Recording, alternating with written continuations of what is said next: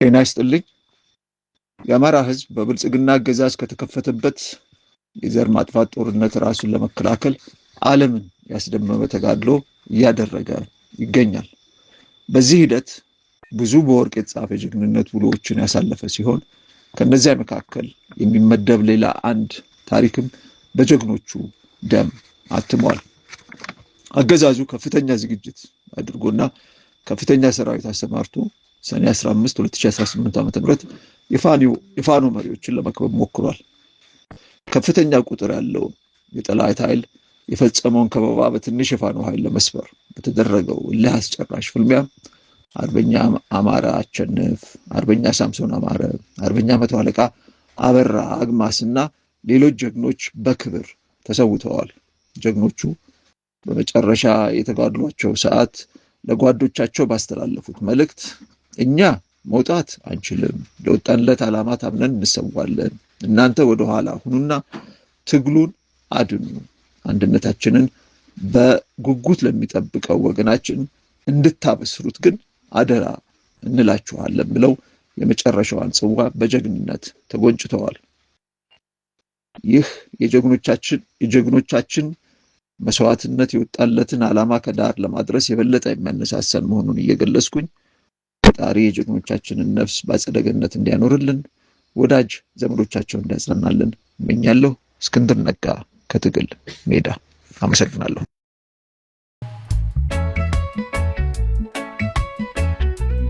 ይህ አብሪ ሚዲያ ነው።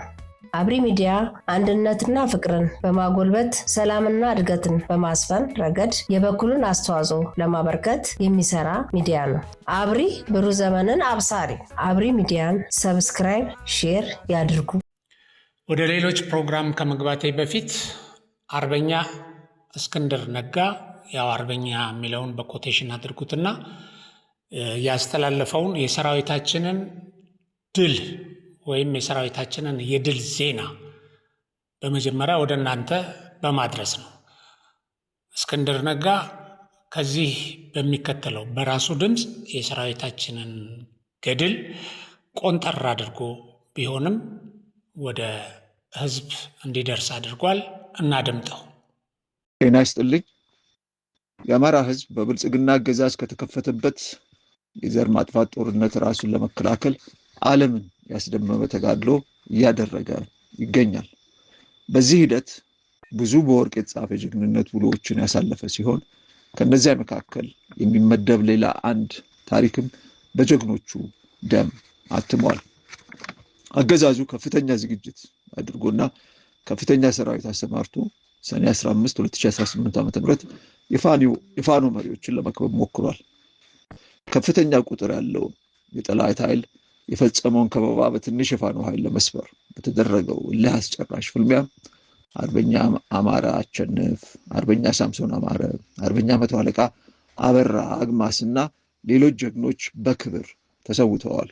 ጀግኖቹ በመጨረሻ የተጋድሏቸው ሰዓት ለጓዶቻቸው ባስተላለፉት መልእክት እኛ መውጣት አንችልም፣ ለወጣንለት ዓላማ ታምነን እንሰዋለን፣ እናንተ ወደኋላ ሁኑና ትግሉን አድኑ፣ አንድነታችንን በጉጉት ለሚጠብቀው ወገናችን እንድታበስሩት ግን አደራ እንላችኋለን ብለው የመጨረሻዋን ጽዋ በጀግንነት ተጎንጭተዋል።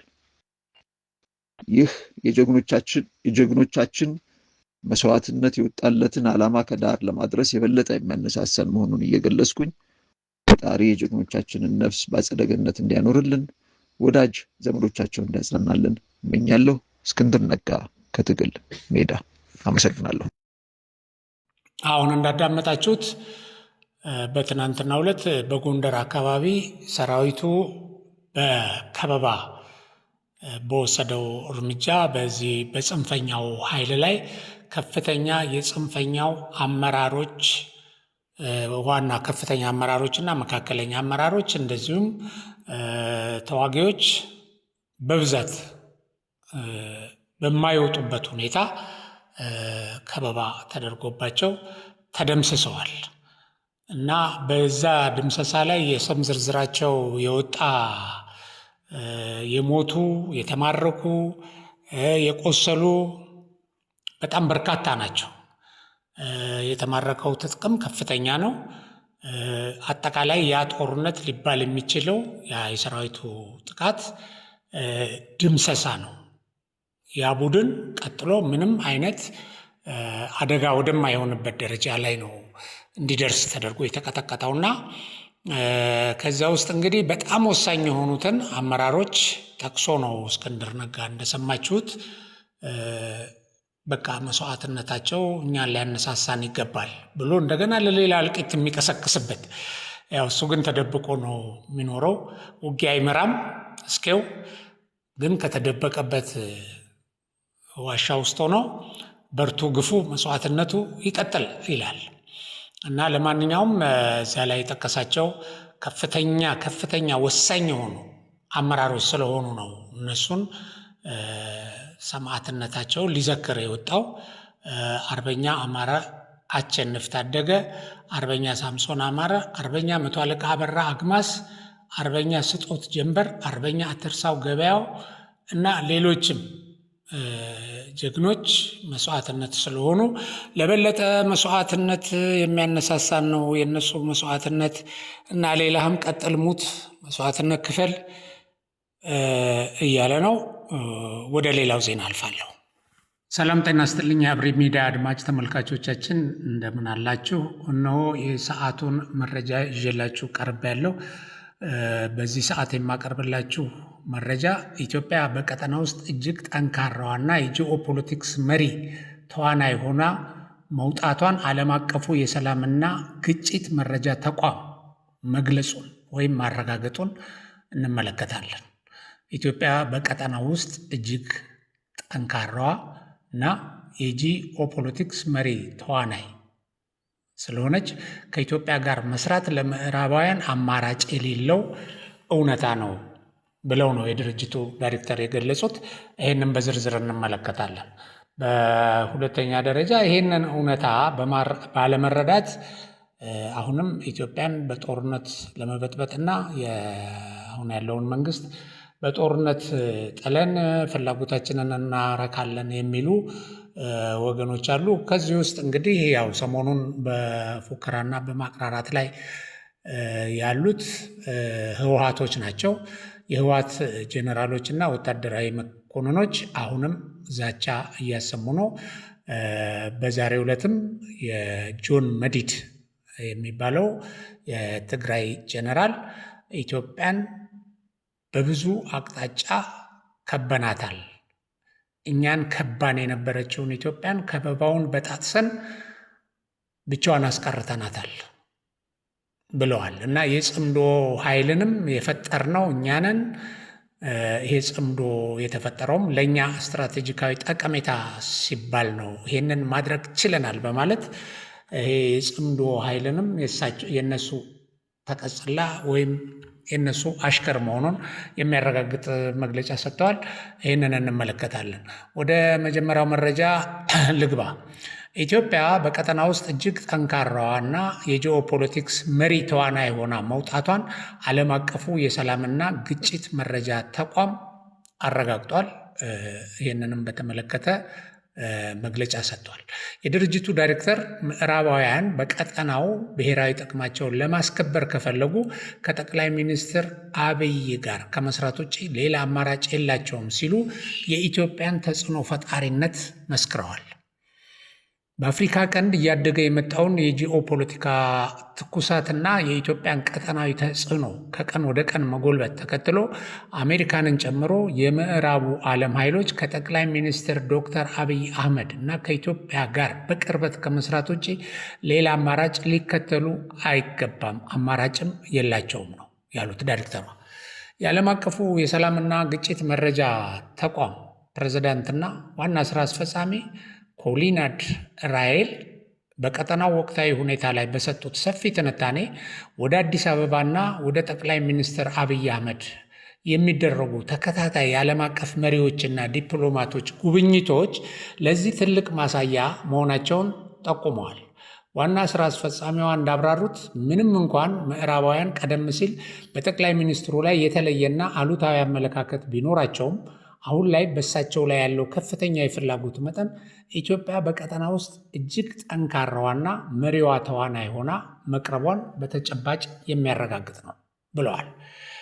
ኮሊና ድራሊ አክለውም በቅርብ ጊዜያት በጠቅላይ ሚኒስትር ዶክተር አብይ አህመድ መሪነት በሀገር ውስጥ እየታዩ ያሉትን የኢኮኖሚ መነቃቃቶች፣ የተረጋጋ የፖለቲካ ምህዳርና የሰላም ግንባታ በጎ ተግባራትን ተከትሎ በአፍሪካ ቀንድ ለሚመጣው ለማንኛውም አይነት አዲስ የጂኦ ፖለቲካዊ የግዛት ቅርጽ ከኢትዮጵያ ጎን መሰለፍ ቁልፍ ጉዳይ ሆነዋል ብለዋል።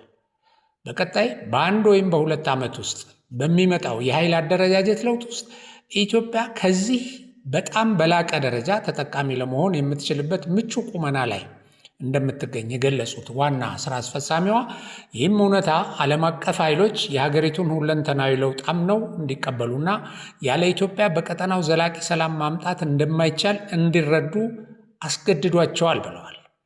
ከምዕራባውያን ተጽዕኖ መዳከም ጋር በተያያዘም የዛሬዋ ኢትዮጵያ ለምትወስዳቸው ማናቸውም ብሔራዊና ቀጠናዊ እርምጃዎች የምዕራባውያንን ይሁንታ የማትሻ መሆኗን ዋና ስራ አስፈጻሚዋ አስገንዝበዋል።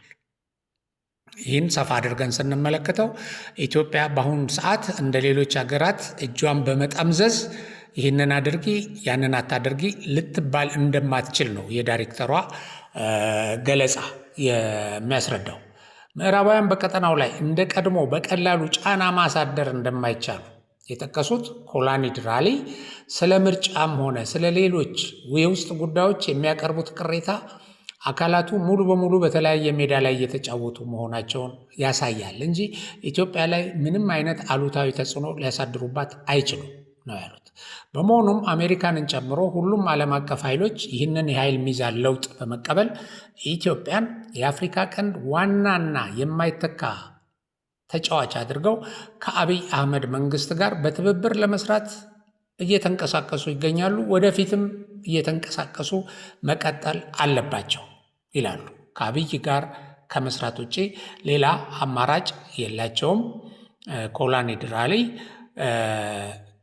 በመጨረሻም ይህንን ጉዳይ አጽንኦት ሰጥተው ትንታኔያቸውን ቋጭተዋል።